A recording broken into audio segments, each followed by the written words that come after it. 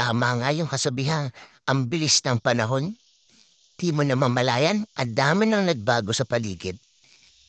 Dati, tinuturuan ko lang itong maglakad. Ako ang nagturo ng unang hakbang mo. Pagkatapos, tinuruan din kita magbisikleta. Sinamahan din kita nung magpatuloy ka.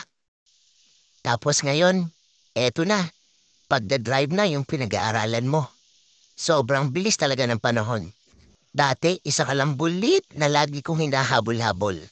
Ngayon, matangkad ka pa kay daddy. Ang bilis talaga ng panahon. Thank you Lord na lang talaga ang masasabi ko.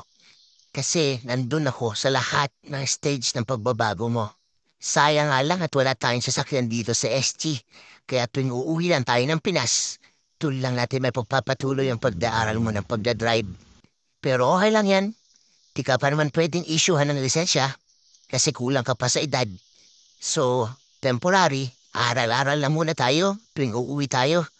Tutuan lang kita lagi mag-drive. Magsiset tayo lagi ng oras para sa pagdadrive mo.